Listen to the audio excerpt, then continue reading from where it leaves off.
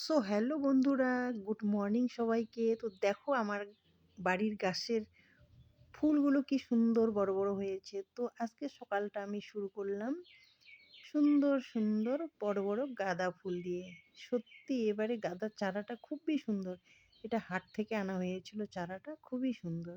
তো সব চারাই যে ভালো আসে তা নয়, কিন্তু এই যে দেখো এটা কিন্তু আবার তারা গাঁদা। এটা একদম ছোট্ট ছোট। তো ছোট ছোটগুলো পুজো দেওয়ার জন্য প্রত্যেক দিনের জন্য ব্যবহার করা হয়, আর বড়গুলো চারা করার জন্য রেখে দেওয়া হয়েছে।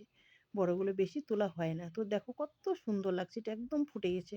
তারপরে এই যে দেখো সকাল সকাল চলে আসলাম, ঠাকুর ঠাকুর দিয়ে চলে আসলাম, একটু খিচুড়ি তরকারি আর পাঁপড় ভাজা করলাম। তারপরে এই যে দেখো মা নিয়ে আসছে বাজার থেকে কিন্তু শাটি মাছ। তো আমার মার শাটি মাছ খেতে খুবই ভালো লাগে, সেই জন্য নিয়ে আসছে শাটি মাছ। দেখো ৩টা শাটি মাছে কিন্তু ২৫০ গ্রাম, বড় বড় ছিল সাইজের। আর আমার জন্যও নিয়ে আসছে দেখো শিং মাছ। আমি শিং মাছ খেতে ভালোবাসি, আর মা শাটি মাছ খেতে ভালোবাসে। আমি শাটি মাছ খাই না, সেজন্য মা তো মাই হয়ে মা আমার জন্যও নিয়ে আসছে কিন্তু শিং মাছ। আনতে বলি নেই তাও। তো তারপর শাটি মাছটা কেটে নিলাম, সব রান্নাবান্না করবো। আর এই যে দেখো অনেক দিন পর এই যে জ্যাকেটটা না কোটটা বের করলাম আলমারি থেকে। আর আলমারিটার মনে হয় দরজাটা একটু খোলা ছিল। তো দেখো এই যে দেখো এটা হচ্ছে আমার কিন্তু ছোট মেয়ের। কেমন করে যে রাখছে শোকেসে। দেখো এত সুন্দর কোটটা ইঁদুরে কেটে কি অবস্থা করছে। এই পাশটা কিন্তু একদম ঠিক আছে। দেখো আগের বারে হয়তো কিনছি এটা, বেশি পরেও নি।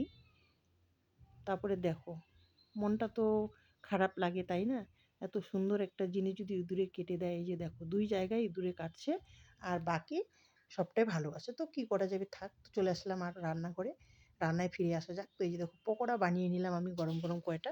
তারপরে এইবার মনে হয় বাড়িতে আমার ওয়াইফাই বসবে। এই যে দেখো ওয়াইফাই ভাইরা চলে আসছে, এসে ওরা কাজ করতেছে। এই যে তার একদম দিয়ে চলে তার লাগিয়ে দিল, আর অন্যদিন এসে এটা সেট করে দিবে। তো এই ভাইটাকে বলছিলাম যে কতদিন লাগবে, বলল যে না বেশি দিন লাগবে না, ১ সপ্তাহের মধ্যে হয়ে যাবে। তাই বললাম ঠিক আছে। তারপরে এই যে দেখো একটু মুখে একটু ইসে করে নিলাম, রেমেডি মাখিয়ে নিলাম। তারপরে এই যে দেখো নিয়ে আসছে মাছ, কাতল মাছ। তো এই যে দেখো মাছ ভাজা করতেছি আমি। আর মাছ ভাজা হয়ে গেল বলতে বলতে তোমাদের সঙ্গে। আমি এরকম লাল লাল করে ভেজে নিলাম মাছটা। তারপরে দেখো এই যে মটরশুঁটি আর বিনস আর কয়েকটা কাবলি ছোলা একসাথে ভেজে নিচ্ছি, কারণ আজকে এভাবে খেতে ইচ্ছে করছিল আমার। তো ভাজা হয়ে গেল। তারপরে এই দেখো ফুলকপি আর একটা আলু দিয়ে ভালো করে ভেজে নিচ্ছি, কারণ এটা আজকে মাছ দিয়ে করব। কারণ আমি ফুলকপি দিয়ে মাছ আমার খুবই ভালো লাগে। তো এই যে দেখো এটা আমি ভেজে নেব আস্তে আস্তে করে, নরম জাল দিয়ে ভেজে নেব। কারণ যত দূর পারি একটু কম তেলে রান্না করার চেষ্টা করি, কিন্তু হয়ে ওঠে না। তো দেখো ফুলকপিগুলো আজকে কিন্তু খুব সুন্দর বেশ বড় বড় করে কেটে নিয়েছি। তারপরে এই যে দেখো মোটামুটি কিন্তু হয়ে গেছে আমার ফুলকপিগুলো ভাজা। তো দেখতে পাচ্ছ তোমরা, এই যে দেখো বড় বড় ফুলকপিগুলো কিন্তু ওরকমই আছে। ভাজা কিন্তু হয়ে গেছে, তবুও কিন্তু একটাও গলেনি। তো দেখতেই পাচ্ছ কত সুন্দর লাগছে। তারপর গরম জল করে নিয়ে নিলাম। তারপরে এই যে দেখো এবার কিন্তু সামান্য ঝোলের জন্য আমি গরম জল একটু ঢেলে দিলাম। ফুলকপিগুলো আর একটু সিদ্ধ হোক। তারপর উপর দিয়ে যে দেখো ধনেপাতা একটু সরিয়ে দিলাম। ধনেপাতা তো জানোই আমার বাড়িরই ধনেপাতা। তো দেখো ধনেপাতা দেওয়ার পরে কি সুন্দর লাগতেছে, আর টকবক টকবক টকবক করে কিন্তু ফুটতেছে।